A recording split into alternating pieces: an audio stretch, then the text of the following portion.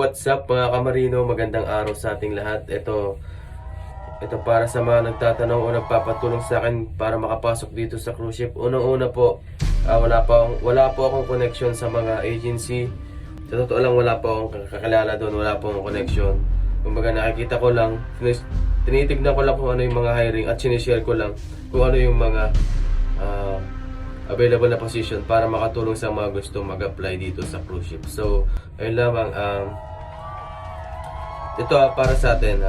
Sa mga gusto mag-apply dito sa cruise ship, yung mga wala pang experience, kung talagang gusto natin makapasok dito, ay kumuha muna tayo ng experience dyan sa Pilipinas. Sa mga 4 to 5 star hotel. Pero sa ngayon, sa panahon ngayon, kahit sa mga fast food chain ay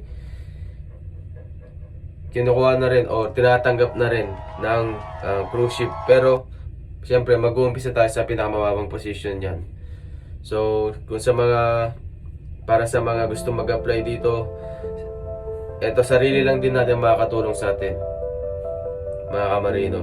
Kung talagang gusto natin makapasok dito ay lahat ng bagay ay magagawan natin ng paraan kung talagang gusto natin. At kung talagang gusto natin ay makukuha natin. Basta gagawa natin ng paraan. Ibig sabihin nun, kikilusan natin, hindi yung kaasa tayo sa iba. So, ayun lamang mga kamarino.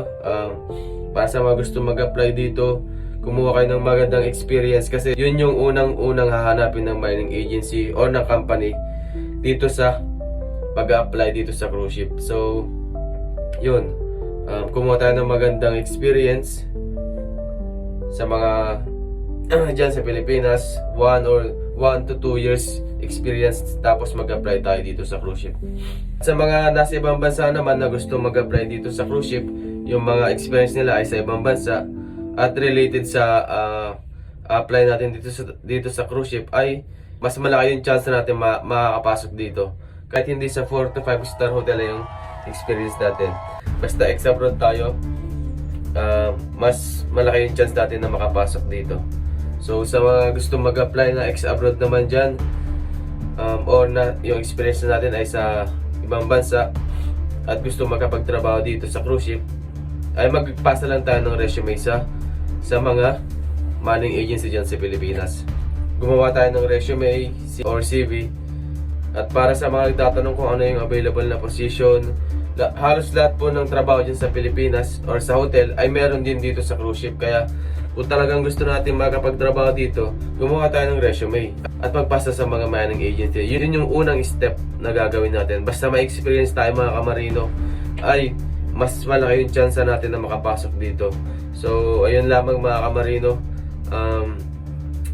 Para sa mga nagtatanong kung paano mag-apply, madali lang.